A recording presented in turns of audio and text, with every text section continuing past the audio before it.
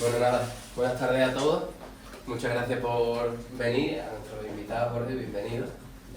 Nada, yo solo dar la bienvenida y eso, y agradecer al ponente y a los que estáis aquí. Si para algunos es la primera vez que viene aquí al Espacio Libre Enrique Sotomayor, pues nada, deciros que es un espacio que se concibió desde el día 1 para que fuera, como su nombre indica, un espacio libre, un espacio donde fuera de las cortapisas y del rodillo del pensamiento único del sistema, pues se pudieran intercambiar ideas, se pudieran expresar temas vistos desde diferentes sensibilidades. Así que nada, hoy vamos a tener una conferencia interesantísima sobre la reina Isabel la Católica. Lo comentábamos hace unos días, ¿no? Que lo único bueno que había hecho Televisión Española, ¿verdad?, era la serie de Isabel la Católica, fiel a la historia, o muy fiel a la historia. Y entonces, si sabemos cosas de Isabel la Católica por esto, por nuestra formación, por nuestras inquietudes previas que hayamos tenido, hoy sin duda vamos a descubrir algo, vamos a profundizar más en algunas claves de la personalidad de Isabel la Católica, del reinado de Isabel la Católica, en muchos casos desconocidas y que sin duda pues contribuirán a que, si ya os gustaba, pues os guste mucho más. Así que nada, eso es, Jorge, bienvenido y bienvenidos todos. Muchas gracias.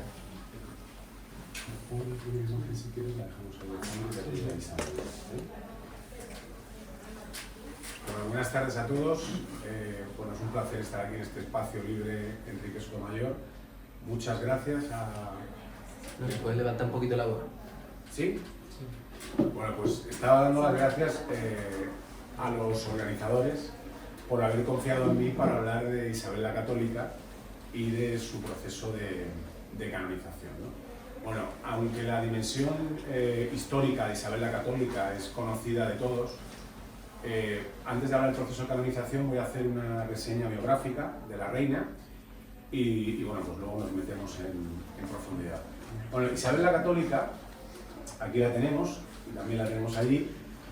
Como todos sabéis, nació en Madrigal de las Altas Torres, provincia de Ávila, el 22 de abril de 1451. Ella era hija del rey Juan II de Castilla y de su segunda mujer, la reina Isabel de Portugal.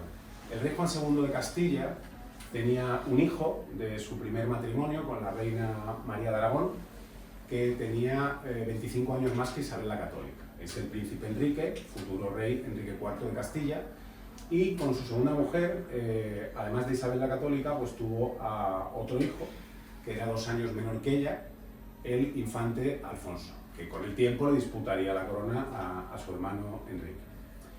Cuando Isabel cuenta con 4 años de edad, fallece Juan II de Castilla y le sucede su hijo mayor, el príncipe Enrique, ya convertido en rey Enrique IV. En 1462 se produce un hecho importantísimo dentro de la familia real castellana y es el nacimiento de la primera y única hija del rey Enrique IV y su segunda mujer, la reina Juana de Portugal. Esta niña recibe por nombre Juana y pasará a la historia como Juana la Beltraneja. Ahora os cuento un poco el motivo, aunque creo que también es conocido de todos, ¿no? Bueno, en aquella época las grandes familias, los grandes linajes nobiliarios tenían un poder prácticamente absoluto en sus, digamos, señoríos, en sus territorios, en sus dominios, lo que era llamado sus estados, ¿no?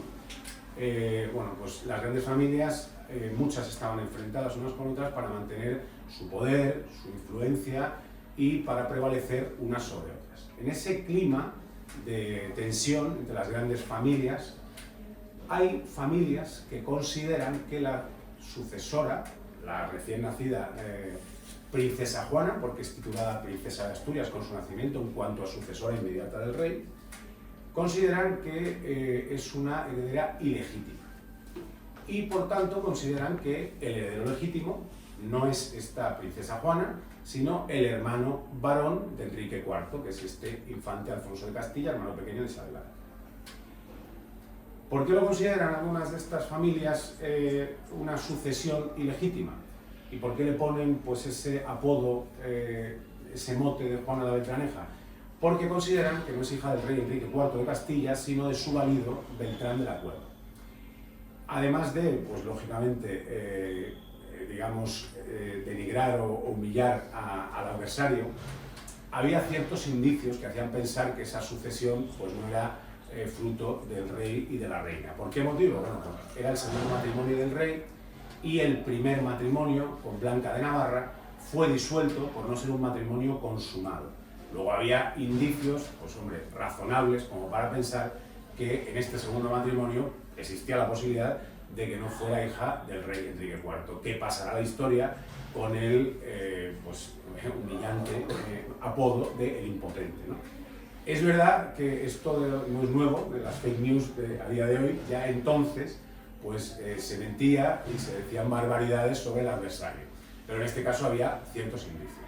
La cuestión es que la presión es tan grande sobre el rey que con 2 años de edad la princesa Juana revoca su condición de heredera y de princesa de Asturias en favor de su hermano pequeño, del infante Alfonso. Las familias nobles siguen presionando a los partidarios de la sucesión del infante Alfonso de Castilla hasta el punto de que en 1465 proclaman rey legítimo, viviendo Enrique IV, a Alfonso de Castilla como rey, en la ciudad de Ávila, lo que sus adversarios llamarían la farsa de Ávila. 3 años después, en 1468, el infante proclamado rey Alfonso de Castilla fallece con 15 años. Isabel, por supuesto, había apoyado a su hermano pequeño y el rey Enrique IV consolida su posición como rey de Castilla a pesar de las tensiones, del clima de enfrentamiento y bueno, pues del dificilísimo equilibrio político en el reino de Castilla, pero digamos que consolida su posición. Y confina a su hermana Isabel en Ocaña, bajo la custodia del marqués de Villena, Juan de Pacheco, pues miembro de una de las grandes familias, ¿no? Bueno, esta familia, pues como todos imagináis, estaban los Mendoza, estaban los Pacheco, los Manrique de Lara, en fin, pues la pone bajo la custodia de este marqués de Villena, Juan de Pacheco. En ese momento, el rey, en una posición de dominio, aunque reconoce como sucesora a su hermana Isabel, empieza a buscarle un marido, a concertar su matrimonio. Los matrimonios regios en aquella época y hasta mucho después eran pues prácticamente cuestiones de geopolítica, porque la alianza con un reino o con otro estado o con determinada familia poderosa, ya sea los Médicis, por ejemplo, de eso dependía pues toda una política de alianzas por las décadas posteriores, ¿no?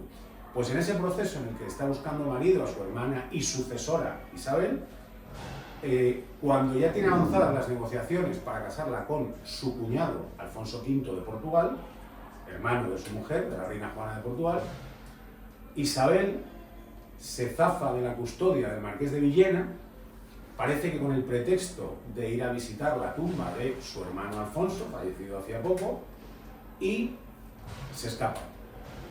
¿Y hacia dónde se dirige? Se dirige hacia la ciudad de Valladolid, donde el heredero del poderoso reino de Aragón, que ya es titulado rey de Sicilia, el posterior rey Fernando el Católico, en aquel momento solamente Fernando de Sicilia, solamente, nada más y nada menos, que ya rey soberano, a la espera de heredar el reino de su padre Juan II de Aragón, disfrazado de mozo de mulas entre un grupo de comerciantes, llega al Palacio de Vivero en Valladolid, donde estaban confabulados y donde se produce el matrimonio en 1469 de los Reyes Católicos. Me voy a detener un poco sobre este matrimonio porque bueno, es un matrimonio que cambia el curso de la historia, no solo de la historia de España, cambia el curso de la historia universal. Hablamos de Fernando II de Aragón, V de Sicilia, es un montón de títulos, ¿no? Era rey de Cerdeña, de Nápoles, de Sicilia, conde de Barcelona, fue rey de Navarra y era pues prácticamente el señor del Mediterráneo. Iba a serlo, ¿no? En aquel momento era solo rey de Sicilia y todavía estaba su padre Juan II de Aragón reinando. Pero evidentemente la herencia que recaía sobre él era poderosísima. El reino de Aragón era prácticamente el dueño del Mediterráneo.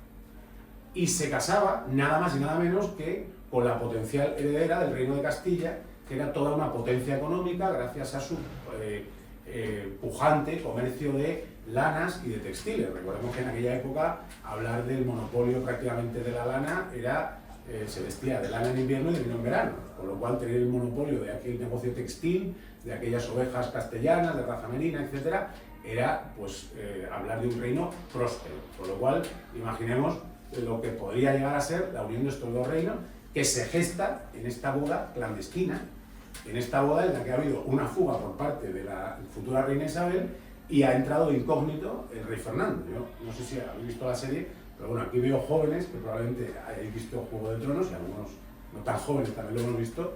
Lo de Juego de Tronos se queda en un juego de principiantes a lo esto, o sea, los Lannister, Baratheon, Targaryen, los Trastámara, los de Navarra, los de no sé dónde, o sea, aquello era tremendo.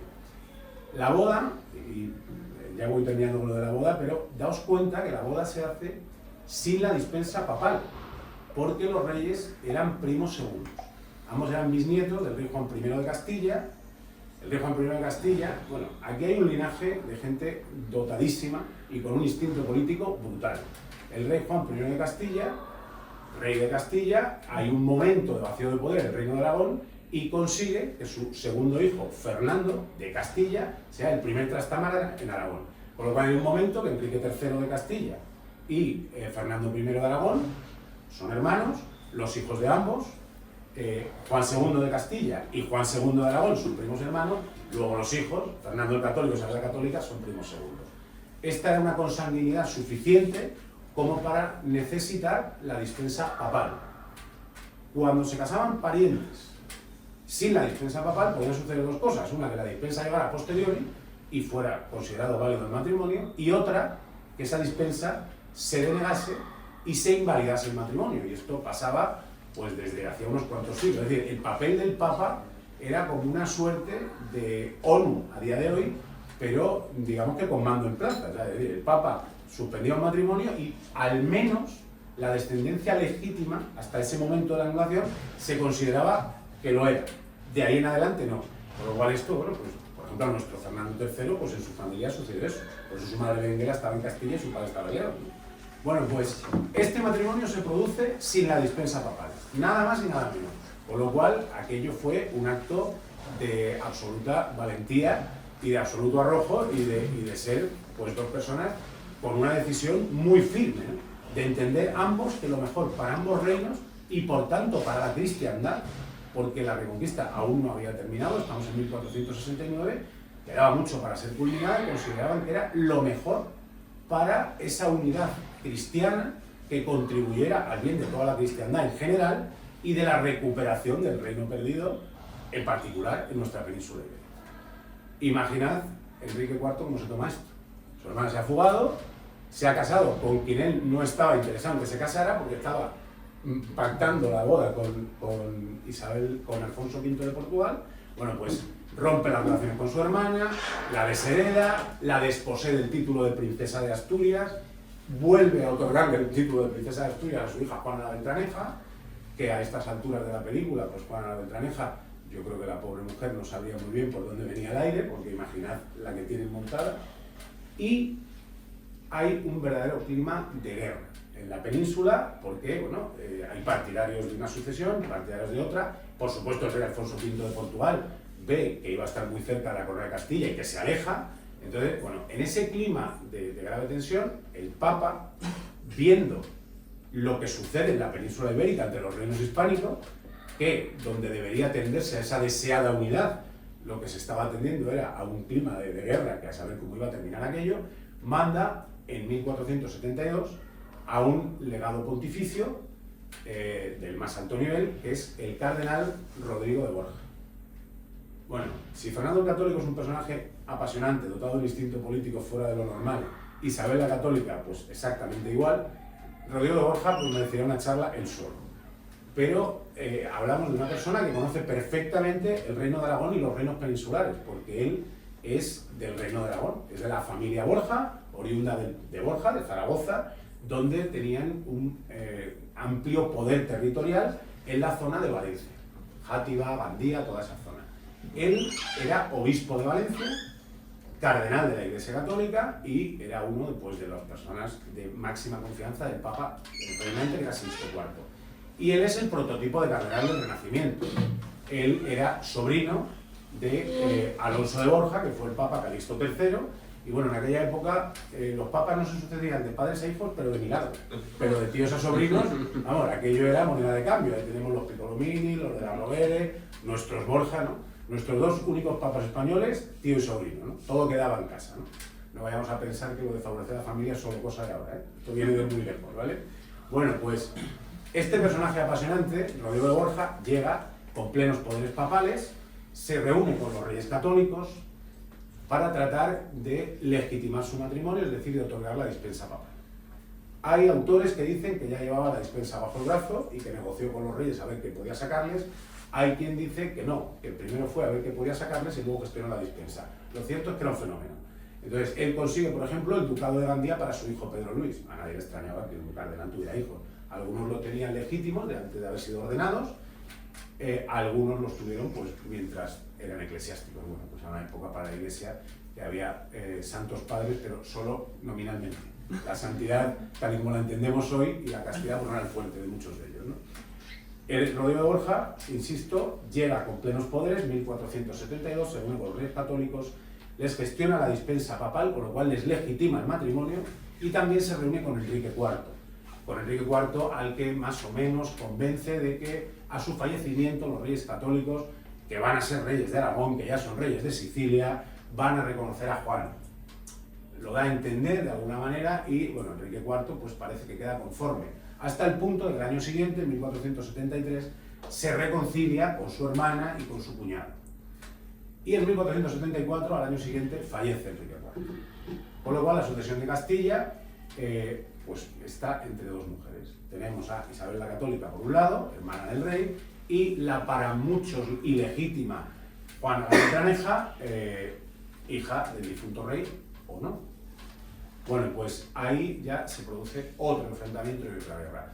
En 1474 también muere un firme partidario de Enrique IV y de Juana la Beltraneja, que es este marqués de Villena, este Juan de Pacheco. Con lo cual, el bando de Enrique IV y de Juana la Beltraneja, en este caso, está muy debilitado. Pero el rey de Portugal, que es tío de Juana la Beltraneja, y que ve cómo pierde la influencia en Castilla, como llega Isabel al trono, pues lógicamente mueve ficha y entra en Castilla con tropas y se produce, al día siguiente de la muerte de Enrique IV de Portugal, es proclamada reina de Castilla Isabel la Católica en la iglesia de San Miguel en Segovia. Si vais a Segovia es la que está al lado del ayuntamiento, y el rey de Portugal entra en España para reclamar los derechos a la corona de su sobrina. Y qué mejor manera de reclamarlos y qué mejor prueba de amor de tío a sobrina que casarse con ella, lógicamente. Así volvía a quedar todo en casa. En 1475, al año siguiente, son proclamados en Plasencia reyes Alfonso V de Portugal, reyes de Castilla y Juana la Beltraneja. O sea, aquello era cosa de poca broma. Hay un momento que volvemos a tener dos reinas proclamadas. Pero finalmente vencen las tropas castellanas y en 1478 pues, se firma una paz que se consolida en 1479 y Juana la Beltraneja sale de la escena, ya prácticamente para siempre. Entra en un convento en Coimbra, vive muchísimos años más y bueno, continuó firmando durante toda su vida como yo la reina. Fue una reina pues proclamada y discutida en Castilla, pero lo que sí fue reina consorte de Portugal. Pero bueno, pues firmó toda su vida como yo la reina. 1480 tenemos a los reyes católicos consolidados, digamos que sin competencia dentro del ámbito del trono, pero con un equilibrio político entre estas grandes familias, con una reconquista por culminar y con un marino, posiblemente genovés, que empieza a ir por algunas cortes y por algunos grandes señores europeos pidiéndoles mecenazgo y patrocinio para un plan que tiene de navegar a las Indias hacia el oeste. Lógicamente estoy hablando de Cristóbal Colón. La guerra de Granada, la fase final, como sabéis todos, es una guerra de desgaste y finalmente pues, el 2 de enero de 1492 se entrega las llaves de la fortaleza, lo hemos visto todos, lo conocemos todos, y en ese año parte el 3 de agosto las naves hacia las Indias por el oeste y el 12 de octubre se produce el descubrimiento. Con lo cual hablamos de que los reyes cuando se consolidan en el trono pues no se quedan tranquilos, no llegan a tener prácticamente una capital porque su corte es itinerante y bueno, pues la verdad es que la ingente obra política e histórica de los reyes católicos yo creo que está pues fuera de toda duda, ¿no? Acabo con esta reseña biográfica de la reina, bueno, pues después de los viajes de Colón, después de valorar que esos indios que traía Colón verdaderamente eran tan hijos de Dios los habitantes de las Indias como cualquier habitante peninsular, en una concepción novedosa que otros muchos pueblos con posterioridad al descubrimiento de América por parte de España seguían considerando a los habitantes de África, de América, de determinadas zonas de Asia, como seres humanos pero de una categoría inferior, etc. Aquí prácticamente desde el primer momento se considera lo contrario. Luego me detendré más sobre esto. Y en 1504, en noviembre, fallece la figura inmensa de Isabel la Católica en Medina del Campo, en Valladolid. Hasta aquí un poco la breve reseña biográfica. ¿Qué es lo que hace que podamos considerar santa a Isabel la Católica? ¿Qué tiene de diferente Isabel la Católica con respecto a otros monarcas cristianos? En principio, cualquier monarca cristiano de la época, hasta que llegaron los cismas, Lutero, Enrique VIII y tal, en principio cualquier monarca cristiano está inspirado en su tarea de gobierno por los principios de la Iglesia Católica. Esto es, digamos, yo creo que la base de la que parten todos. Pero algunos pues observan más estos principios católicos y otros los observan pues un poquito menos, ¿no? Isabel la Católica, como por ejemplo había pasado con nuestro San Fernando o con San Luis de Francia, se diferencia en que su tarea de gobierno, su labor política, su faceta pública, en todo momento se hace teniendo muy presente a Dios y a la Iglesia Católica. No como unas normas formales que más o menos vinculaban a todos, que sale un poco la línea de cualquier monarca cristiano, sino de poner el bien de Dios y de la Iglesia en toda decisión política. Y esto es determinante. Y en esto recuerda mucho al rey San Fernando. Y por supuesto a otros monarcas, pero bueno, aquí hemos tenido a San Fernando, en el que hay muchas decisiones que se toman en base a su repercusión como reino cristiano. Isabel hace exactamente lo mismo. La tenemos casada con Fernando el Católico, que tiene un instinto político, diplomático y militar, pues hasta el punto de que la obra El Príncipe de Maquiavelo se basa en el rey Fernando el Católico. Pero hablamos de todo eso y además una óptica y un enfoque netamente católico en la toma de decisiones importantes. Esto ya la hace diferente a cualquier monarca cristiano. ¿Qué más motivos tenemos para considerar santa a Isabel la Católica? Isabel la Católica, como todos sabemos, en el momento en que Colón en Barcelona llega con indios, llega con moradores de las Indias, la primera controversia es, bueno, ¿estos son hijos de Dios o no son hijos de Dios?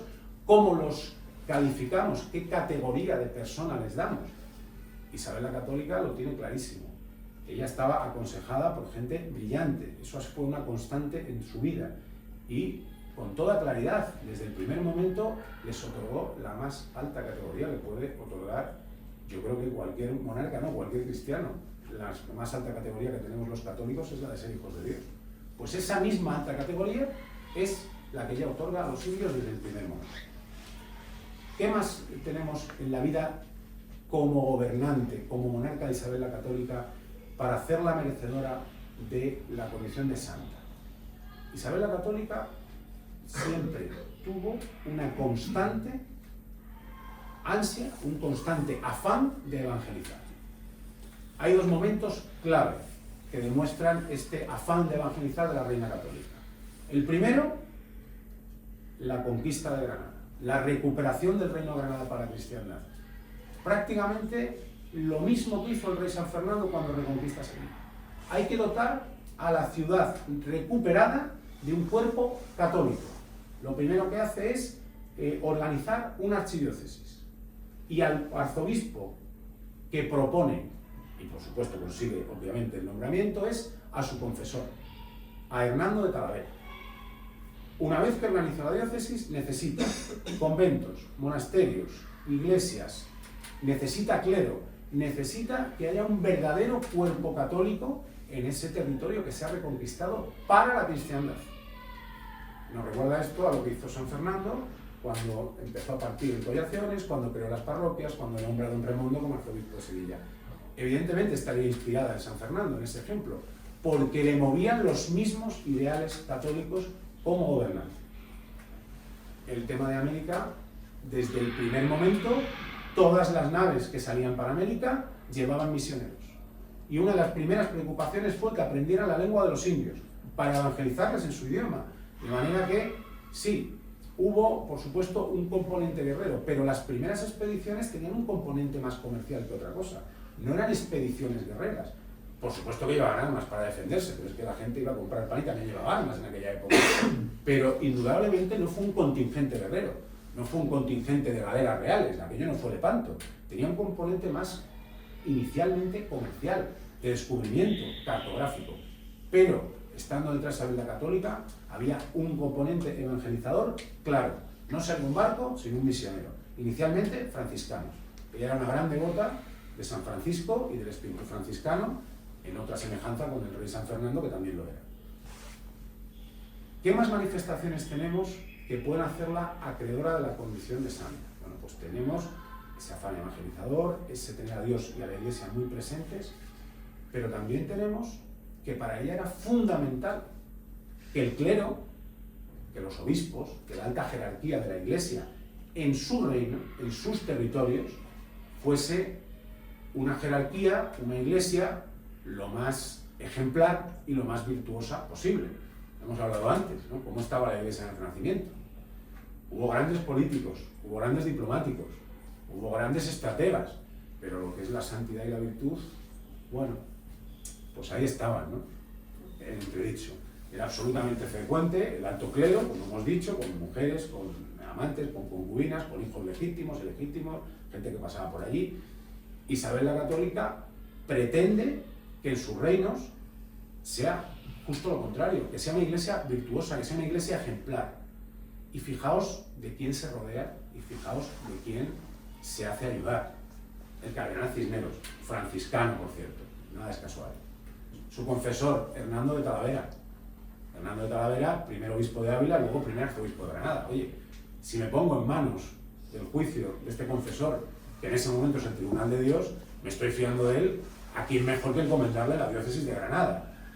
Hablamos de el cardenal Mendoza, que aunque era una de las grandes familias, inicialmente, aunque murió al poco de ser coronado de Reyes Católicos, también contribuyó a esa reforma. Y por supuesto, nuestra gran reformadora eclesiástica, que la tenemos allí, Santa Teresa, la reformadora del Carmelo. No es casual que todos estos reformadores eclesiásticos se dieran en este momento de nuestra historia, con semejante reina, indudablemente. Hay momentos de reyes mecenas, a cuyo alrededor tenemos grandes artistas, grandes músicos, grandes literatos. En este momento, para Isabel era esencial que la jerarquía eclesiástica y por tanto la Iglesia de su pueblo y de sus reinos fuera lo más ejemplar posible. Y a ello se dedica. Y por último, no podemos en ningún caso descartar su carrera en el ámbito privado. Todos los contemporáneos que la conocieron destacan su piedad, su vida interior, su práctica religiosa constante. En esto también se parece a San Fernando. Hasta el punto que cuando fallece, su funeral de Estado es un funeral que se celebra en Roma, ante la curia. Era una persona de una relevancia tremenda en el contexto de la época. Y como tal, se celebra un funeral en Roma, ante la curia. Fernando el Católico, que la sobrevive 12 años, es el que organiza los funerales y el que busca al obispo que considera el más adecuado para, digamos, ese sermón fúnebre de su esposa. Y, bueno, recae en el obispo Ludovico Bruno, el obispo de Flandes, un gran predicador, que se refiere a ella, fijaos, en sus funerales de Estado en Roma ante la curia, como santa fémina, como santa mujer. Muere con una gran fama de santidad. Y así se reconoce en su propio sermón fúnebre. Y además, Ludovico Bruno destaca a nivel personal las virtudes de la reina, su práctica piadosa, su vida interior, su gran humildad. Ella pide en su testamento ser enterrada con el sayal franciscano, igual que San Fernando, igual que otros muchos reyes, ¿no? Pero estas cuestiones son cuestiones que a ella le preocupan. En su testamento también establece nada menos que 20.000 misas por su alma. Yo no sé, honestamente, si han terminado, porque se siguen celebrando misas por el alma de Isabel la Católica. No sé si dentro de este cómputo de 20.000 o el cómputo ha terminado, pero que lo dejó escrito, 20.000. son misas, ¿vale? También, bueno, deja escrito, por supuesto, ser enterrada a ras de suelo, sin grandes honores, etc.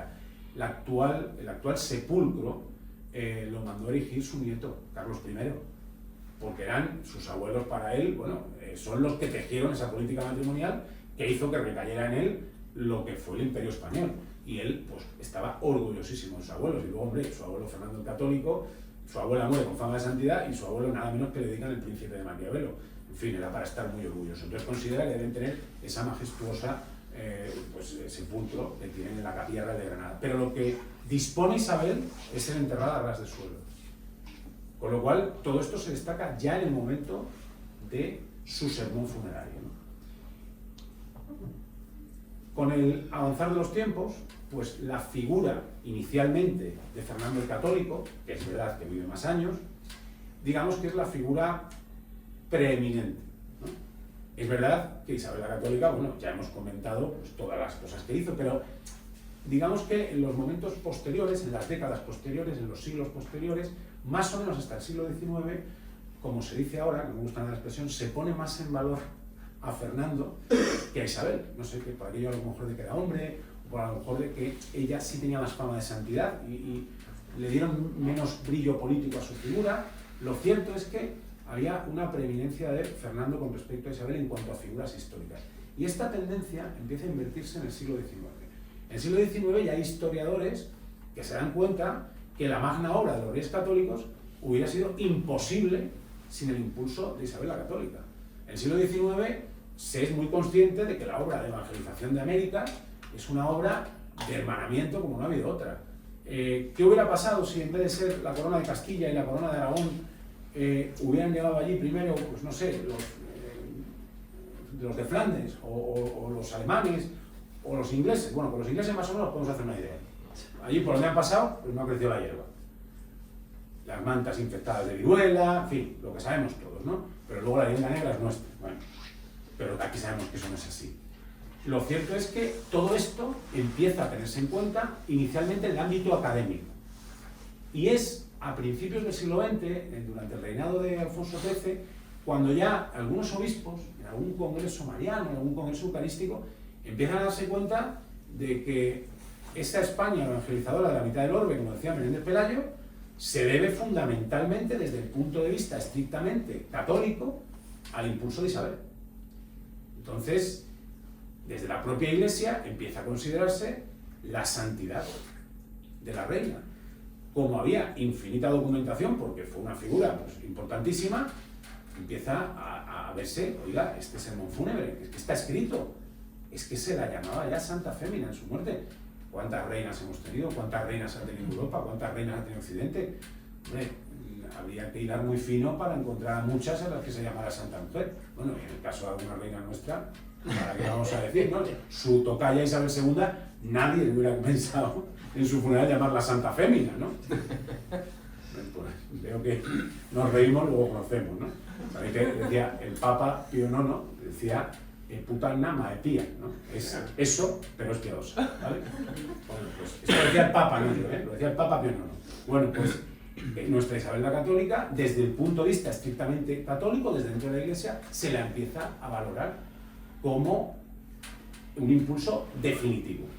Y es por fin, en 1958, el arzobispado de Valladolid, que es donde ella fallece, en Medina del Campo, que es término eclesiástico de la diócesis de Valladolid, quien da la luz verde al inicio de su proceso de canonización.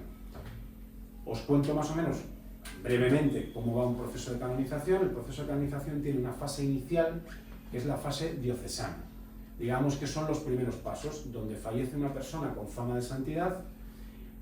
Si el obispado recibe peticiones razonadas y razonables sobre un inicio de un proceso, empieza a recopilar documentación, testigos, libros, testimonios, etcétera, que sostengan esa petición. En principio, fallece alguien con fama de santidad, se puede pedir al obispado de turno y el obispado valorar pues, que, hombre, que no hay realmente un fundamento como para iniciarlo. En el caso, bueno, en un caso tan claro como este, El arzobispado de Valladolid hace ese trabajo a partir del año de 1958, testimonios hay, al ser un personaje público, pues, todos los del mundo, y reúnen durante casi 20 años documentación. Hablamos de que el primer director del proceso de canonización de Isabel la Católica reúne 20 tomos. A ver, es normal, documentación hay toda el mundo, ¿no? Y hay muchas peticiones de Hispanoamérica. De hecho, una de las primeras peticiones en fin al Papa Pío XII es de una profesora argentina. En Hispanoamérica reconocen que el catolicismo allí se implanta, pues entre otras cosas por el impulso de esta señora. Y por fin, en 1974, llega la primera fase ya formal del proceso de canonización. Después de esta fase diocesana, que es, digamos, recoger pruebas, testimonios, etcétera, y que el obispado valore que tienen fundamentos suficientes, se envía a Roma a la Congregación de la Causa de los Santos. Y aquí hay 4 fases, muy sencillas. La primera es cuando admite esa documentación que le remite la diócesis y dice que no hay nada que se oponga a iniciar el proceso, el nihil obstat. A partir de ese momento se considera abierto y se califica a la persona fallecida con fama de santidad como siervo de Dios. Este es el actual estado del proceso de canonización de Isabel la Católica.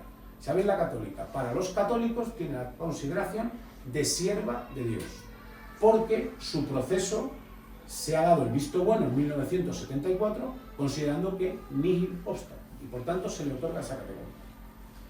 La segunda fase es la declaración de venerable siervo de Dios, es decir, añadirle la condición de venerable. ¿Qué implica la condición de venerable? La condición de venerable es, tras el análisis pormenorizado y detallado de la Congregación de la Causa de los Santos, se declara la heroicidad de las virtudes cristianas del siervo o sierva de Dios. Es decir, que se han vivido las virtudes cristianas en un grado heroico. Y se la declara venerable. El siguiente estado es beato. Y el siguiente es santo. Para pasar de venerable siervo de Dios a beato y de ahí a santo, es necesario que se reconozcan 2 milagros. Uno, con el que es declarado beato, y una vez que es declarado beato, tiene que producirse otro para pasar de ese estado a santo. En los 2 primeros momentos de la canonización, siervo de Dios y venerable siervo de Dios, está autorizada por la Iglesia la devoción privada, el pedirle favores e intercesiones, en este caso a Isabel la Católica. A partir de, esperemos que lo veamos todos, la declaración de beato, ya se autoriza el culto público. Cuando hablamos de un beato, se autoriza el culto público con ciertas limitaciones. En diócesis relacionadas con esta persona, en determinadas iglesias que han tenido relación con su vida, etc. Y santo, pues ya es el culto universal para toda la Iglesia católica. Isabel la Católica en este momento es sierva de Dios. Se piden favores e intercesiones, están documentados numerosos milagros. Hay uno que es, digamos, el que está mejor documentado, que es una curación instantánea de un tumor en la cabeza. Pero yo me he puesto en contacto con el padre José Luis Rubio Villén, que es el director del proceso de canonización, es un sacerdote de origen granadino, pero que está en Valladolid, y me ha comentado que la comisión recibe todos los meses entre 4, 6, 8 cartas reconociendo favores e intercesiones de Isabel la Católica. Es decir, en el momento en que la Iglesia declare venerable siervo de Dios, hay documentados y recibidos el suficiente número de milagros como para que el pase de venerable a beato sea, como ha pasado en otros muchos santos, mucho más rápido. Es decir, las fases más lentas suelen ser las iniciales, porque estamos viendo si se abre o no el proceso, y una vez abierto, en qué grado se han vivido las virtudes cristianas. Pero mientras tanto, como está autorizada desde el nihil obstat la devoción privada, los favores y las intercesiones se van produciendo. Y algunos están documentadísimos. En este caso, el padre José Luis Rubio habla de una curación inmediata que los médicos no tienen una explicación científica para ella. O sea, lo que es un milagro realmente, ¿no? Los que tenemos fe entendemos que este tipo de cosas suceden y así las pedimos en los momentos en los que, bueno, pues vemos que la situación es desesperada. ¿En qué punto está realmente la canonización de Isabel la Católica? Porque en principio lleva calificada como sierva de Dios desde 1974. ¿Esto es mucho o es poco? Bueno, en el tiempo de la Iglesia, y por supuesto en el tiempo de nuestro Señor, los tiempos, pues esta frase con manía de que las cosas de palacio van despacio, esto sucede así. Ha habido canonizaciones recientes relativamente rápidas. A San Isidro Labrador, patrón de Madrid, tardaron 500 años. A nuestro San Fernando murió en 1248, se canonizó en 1671. Es decir, la Iglesia realiza un proceso de canonización con toda la prudencia, con todo el tiempo que considera oportuno, asegurándose muy bien de que da los pasos adecuados. Por tanto, podemos decir que lo hace con toda prudencia y con la prisa que requiere la prudencia que ellos necesitan. Por tanto, que esté desde 1974 no es especialmente largo. Han pasado años, pero no han pasado siglos, como en otros grandes santos. Pero lo cierto es que está en ese estado y no se sabe muy bien cómo van los trámites. Tampoco la Iglesia tiene que andar informando. La Iglesia en un momento lo declara, la comisión de la causa, la congregación de la causa de los santos le expone al Papa los argumentos, el Papa firma la declaración de venerable, pero claro, hay que llegar a ese punto. El pasado año, 2024, el actual arzobispo de Valladolid, Monseñor Argüello, que además es presidente de la Conferencia Episcopal, luego no es un arzobispo más, sino que además hoy tiene una gran responsabilidad en la Iglesia española, acudió a Roma a, entre otros asuntos, interesarse por el proceso de canonización de Isabel la Católica, para impulsarla en todo aquello que necesiten por parte de la diócesis de Valladolid. Y ha acudido acompañado del padre José Luis Rubio. Esta visita a Roma pues es muy importante, porque es trasladar a la Congregación de Causas de los Santos que por parte de la Iglesia Española, presidente de la Conferencia Episcopal, y como arzobispo diocesano del sitio donde ha fallecido, es donde se inició todo, tienen todo el apoyo. Y lo que trasladó él a la prensa cuando fue entrevistado, pues es una gran noticia teniendo en cuenta lo que digo de prudencia y de análisis de tiempos de la Iglesia, que es que le han comunicado que el proceso sigue perfectamente abierto. Y perdonadme la perogrullada, pero abierto significa exactamente que no está cerrado. Pero va avanzando, no va avanzando, que tampoco la Iglesia tiene que darnos aquí los sitios de tiempo. Pero sí que es verdad que esa figura tan relevante y tan trascendente y para muchos tan polémica, lógicamente es como para pensar si aquí estará haciéndose un análisis aún más pormenorizado que en un caso pues, normal de un sacerdote, de un fundador de una orden. Los casos de mártires van aparte porque el martirio ya automáticamente pueden ser declarados beatos sin pasar por venerable, el siervo de Dios, ¿no? Por la condición de mártires. Pero quitando el caso de martirio, todos los casos se analizan, imaginaos el de Isabel la Católica, un personaje excepcional en la historia, ¿no? Y en la historia de la Iglesia, y en la historia de la evangelización universal, ¿no? Con lo cual, pues es una magnífica y fantástica noticia que siga abierta. Y por último, me gustaría mencionar una cuestión importante, que puede llegar a comprometernos a todos los que estamos aquí. ¿Cómo podemos ayudar, los que estamos aquí, al proceso de canonización de Isabel la Católica? Bueno, pues en primer lugar, rezando. Lo primero que debemos hacer los católicos, si queremos conseguir alguna cosa, lo primero, rezar. Lo único no, pero lo primero, rezar. Rezar para que el Señor ilumine a los encargados de la canonización y podamos ver a Isabel en los altares. ¿Qué más podemos hacer? Pues podemos pedirle favores e intercesiones a Isabel la Católica. Cuantos más testimonios haya de su intercesión ante Dios, más fácil será que la puedan canonizar. ¿Y qué otra cosa podemos hacer? Pues difundir y divulgar su obra y su legado como persona excepcional, parece que inspirada por Dios en su faceta tanto pública como privada. Os animo a que lo hagáis todos, tal y como yo he hecho esta tarde con vosotros. Muchísimas gracias.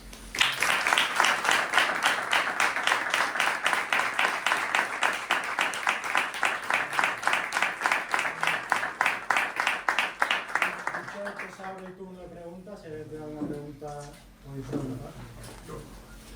¿Qué hay? Bueno, fácil. Agradecerte la charla, sí, fácil, creo que es fácil. Agradecerte la charla, que me ha parece apasionante y preguntarte si sabes que hay de cierto o de verosímil en lo que se dice, se comenta que en torno a 1992 Juan Pablo II tenía prácticamente la fecha puesta para proclamarla y que determinadas presiones pues dieron con esos atrasos. Bueno, pues sí, ahí existe, digamos, esa idea. Hay quien dice, incluso le pone nombre y apellidos al prelado que insta a Juan Pablo II a, más que pararlo, a que no avance, ¿no? Estos matices en la Iglesia son importantes, ¿no? La Iglesia tiene 2000 años de experiencia y de prudencia en este tipo de cuestiones, ¿no? Sí, efectivamente eso es lo que se dice. Primero, que un alto prelado de la Iglesia Católica, un cardenal católico, pero de origen judío, considera que con la expulsión de los judíos de por medio no es lo suyo proponerla como santa. Y desde luego Juan Pablo II, yo como comprenderéis pues no llego a tanto, pero Juan Pablo II siempre miró con amor la obra de la Iglesia española en su conjunto en cuanto a evangelizadora a nivel mundial. Es conocido de todos su cariño a San Juan de Ávila. Su tesis doctoral la hizo en San Juan de Ávila y aprendió español para leerlo en lengua original. Su cariño al Opus Dei, la beatificación de San José María, San Francisco Javier, las veces que visitó España. Es decir, el amor a España y a su obra evangelizadora está fuera de toda duda el cariño que le puso. Entiendo que sobre Isabel la Católica debió pasar por sus manos ese impulso, y es probable lo que tú dices, no hay pruebas de ello, pero es muy probable que eso pasara, el que lo tuviera como para darle el impulso definitivo. ¿Cómo se paró? Si es verdad que este cardenal de origen judío pudo entender que a lo mejor era muy polémico, también he oído que hay parte de la comunidad judía internacional que considera que sería ofensivo para ellos, no solo este prelado, ¿no? Y bueno, pues puede ser, sí lo he oído y puede ser. Pruebas fehacientes hasta donde yo sé no las hay, ¿no? Tampoco la Iglesia es de ir enseñando lógicamente, por pura prudencia, y que son muchos años de experiencia, sus interioridades, ¿no? Pero yo sí creo que Juan Pablo II pudo tenerlo en sus manos, porque su amor a la Iglesia y a España y a la obra evangelizadora de España está fuera de toda duda. Sí. Muchas gracias. Sí, antes de nada, Jorge, darte las gracias por tu asistencia, porque ha sido una conferencia bastante interesante, sobre todo de aplicación a la actualidad, ¿no? Me gustaría preguntarte, has hablado de que, por supuesto, para que la declaren santa hacía una falta de 2 milagros, si no mal recuerdo que habías comentado, has comentado uno primero. ¿Cuál sería ese segundo? ¿Cuánta documentación se cuenta? Vale. Hasta lo que tú tengas. Sí, no te preocupes, eso es público y notorio. El segundo milagro se tiene que producir una vez que se ha declarado beata. Es decir, todo lo que haya habido anteriormente son, digamos, se aporta toda la documentación necesaria.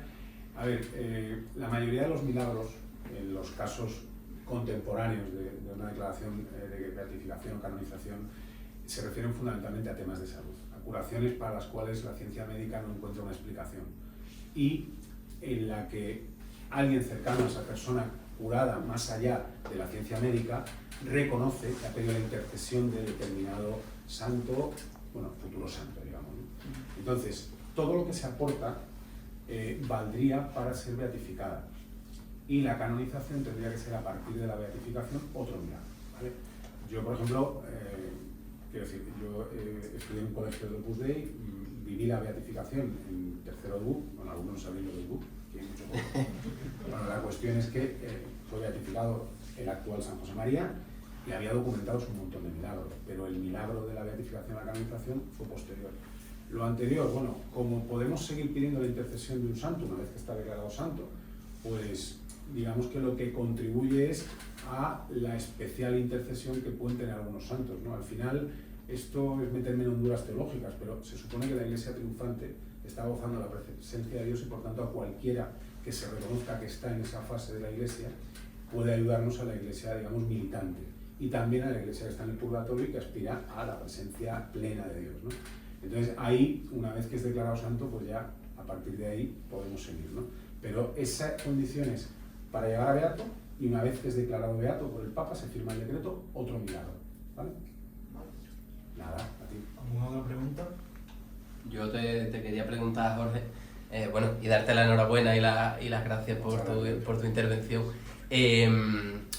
Tu opinión o tu previsión, ¿cómo lo ves, conociéndolo desde dentro y conociendo pues bastante al detalle en qué consiste todo ese largo proceso? ¿Hasta dónde lo ves de poco depurado en cuanto, por ejemplo, a influencias que tienen más que ver con lo ideológico, actual, etcétera? ¿Y cómo lo ves, cómo ves la situación? O sea, ¿piensas que va a costar mucho trabajo, dada la situación actual de la Iglesia, mucho trabajo, mucho tiempo, vengo a referirme? ¿O piensas que puede darse? No sé, tu previsión, así como por cerrar un poco. Pues hombre, yo te agradezco mucho la pregunta, Ángel, pero es verdad que eso es muy complicado. Es muy complicado porque cualquier proceso, por a priori sencillo que parezca, es un proceso en el que la Iglesia se lo toma con muchísima prudencia. Sobre lo que comentabas antes tú del tema de la presión de los judíos, si recordáis la beatificación del Papa Pío IX, el Papa Pío IX tuvo muchísimas presiones por parte de la República Italiana, porque él era contrario a la unificación italiana. ¿Por qué? Pues porque se perdían los estados pontificios. Entonces hubo muchísimas presiones, pero su labor como pontífice lo hizo un pontífice que puede ser como modelo de persona pues, que se propone para la futura santidad y hoy declararse beato. Ha habido algunos otros papas que se les ha acusado de antisemitismo.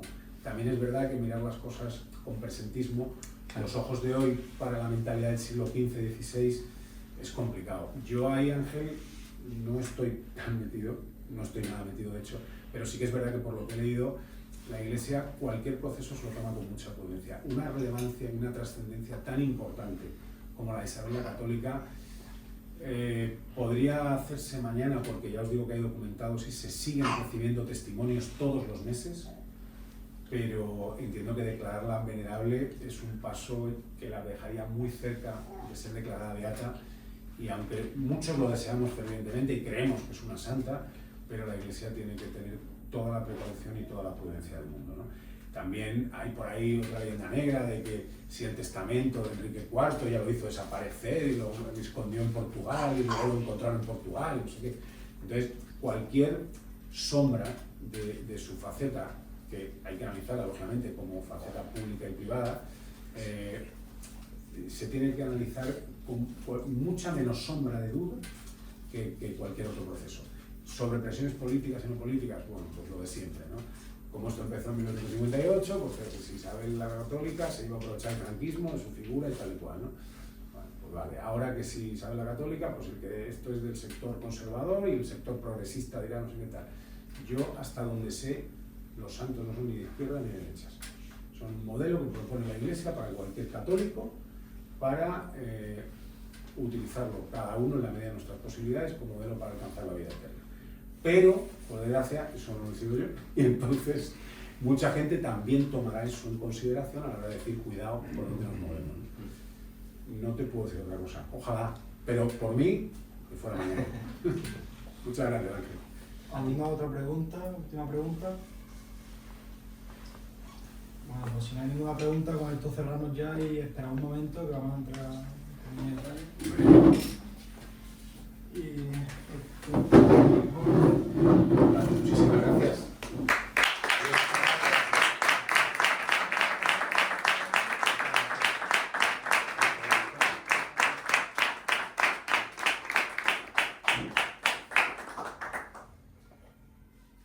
Oye, pues muchísimas gracias. Nada, Un placer. a ti.